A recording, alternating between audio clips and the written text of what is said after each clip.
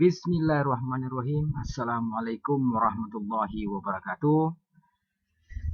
Dalam pertemuan ini kita akan mempelajari bab 8, yaitu meneladani sifat-sifat mulia dari Rasul Allah Subhanahu wa taala.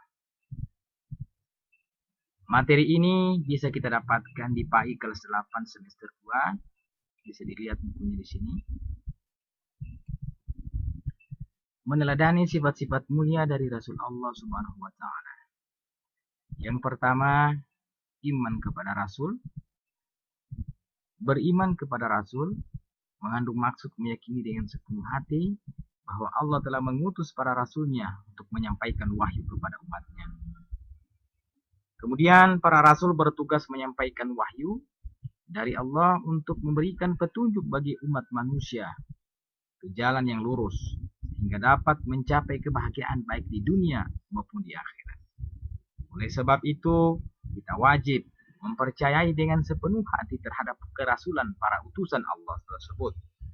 Sebagaimana firman-Nya yang artinya sesungguhnya Allah telah memberi karunia kepada orang-orang yang beriman. Ketika Allah Subhanahu wa taala mengutus seorang rasul, yaitu Muhammad, di tengah-tengah mereka dari kalangan mereka sendiri yang membacakan kepada mereka ayat-ayatnya, menyucikan jiwa mereka dan mengajarkan kepada mereka kitab Al-Quran dan hikmah sunnah, meskipun sebelumnya mereka benar-benar dalam kesesatan yang nyata. Quran Surah Al-Imran ayat 164 halaman 3. Ayat tersebut memberikan penjelasan kepada kita bahwa Allah mengutus rasul dari kalangan manusia sendiri sehingga dapat diteladani. Umat Islam wajib mengimani seluruh rasul yang diutus oleh Allah. Kita tidak hanya diperintahkan untuk mengimani Nabi Muhammad SAW, tetapi juga harus meyakini seluruh utusan Allah sepanjang zaman yang jumlahnya ada 25 rasul. Selanjutnya kita masuk di tugas para rasul. Para rasul memiliki tugas yang diamanatkan Allah kepada mereka.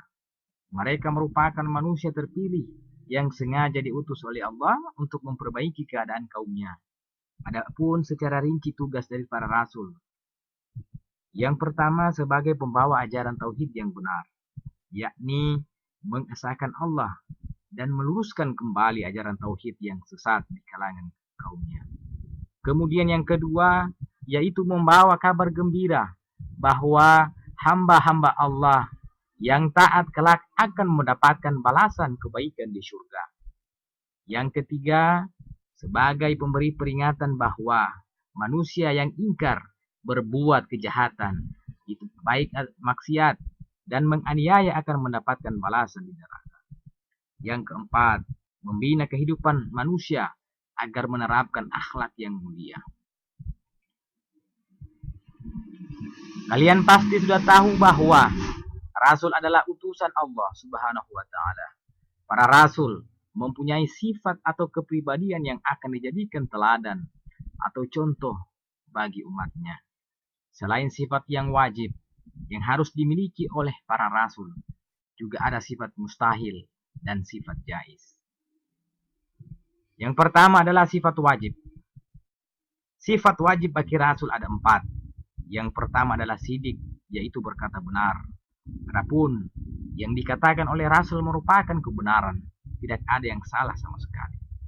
Kemudian yang kedua adalah amanah, yang artinya dapat dipercaya.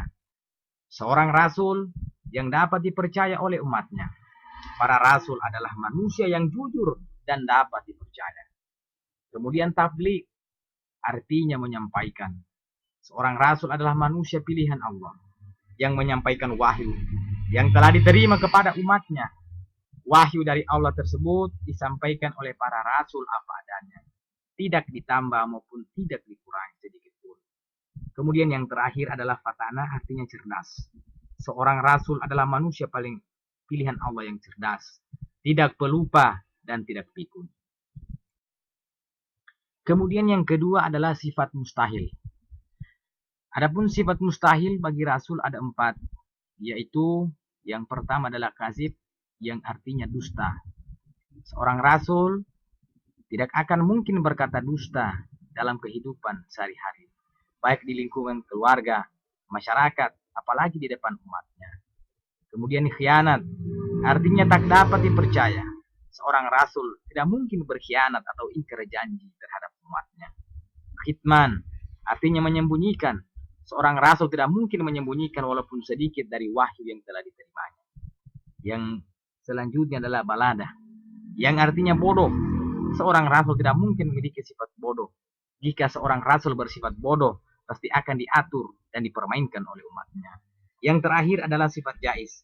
Sifat jais para Rasul adalah adatul basyariyah, yaitu bersifat dan berperilaku sebagai kebiasaan manusia pada umumnya, seperti makan, minum, haus, lapar, letih, dan sebagainya.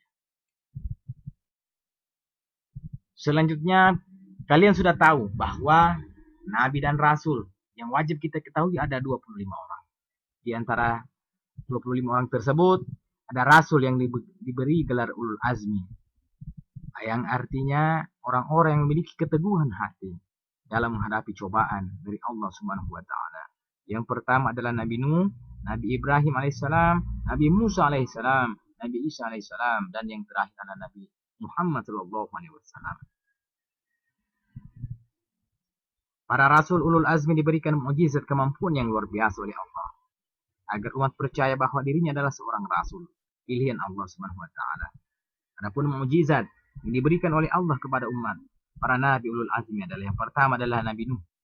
Nabi Nuh alaihissalam diberi mukjizat oleh Allah, dapat membuat perahu yang sangat besar, yang dapat memuat semua umat yang beriman kepada Allah dan semua jenis hewan yang hidup pada zaman tersebut sepasang-sepasang. Kemudian yang kedua adalah Nabi Ibrahim. Adapun mukjizat yang diberikan oleh Allah kepada Nabi Ibrahim alaihissalam adalah tidak terbakar oleh api ketika dibakar oleh Raja Namrud. Yang ketiga adalah Nabi Musa. Adapun mukjizat yang diberikan oleh Allah kepada Nabi Musa alaihissalam adalah tongkatnya yang dapat berubah menjadi ular raksasa. Tangannya dapat mengeluarkan cahaya ketika diminta bukti atas kerasulannya, serta dapat membelah Laut Merah menjadi jalan ketika beliau dikejar oleh Raja Fir'aun dan bala tentaranya.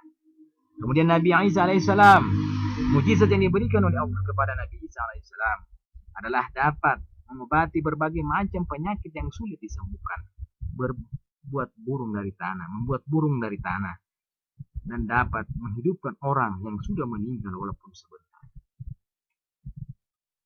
Yang kelima, mukjizat Nabi Muhammad sallallahu alaihi wasallam.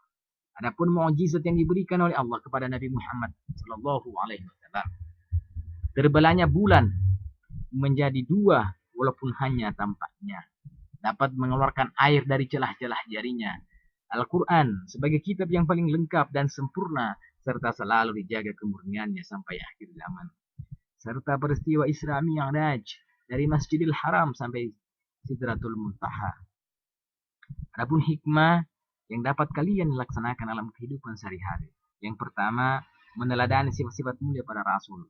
Kemudian umat-umat yang terdahulu mengalami kehancuran dan mendapat azab dari Allah karena mereka ingkar, sombong, dan menyekutukan Allah Subhanahu wa taala. Kemudian selalu meningkatkan keimanan dan ketakwaan kepada Allah agar negeri kita mendapat kemakmuran dan keberkahan. Dan yang terakhir, kita selalu patuh dan taat dalam melaksanakan semua perintah yang diperintahkan oleh Allah dan menjauhi apa yang menjadi larangannya. Kemudian yang terakhir, terima kasih dan semoga materi ini bermanfaat untuk kita sekalian. Dan saya akhiri, Assalamualaikum warahmatullahi wabarakatuh.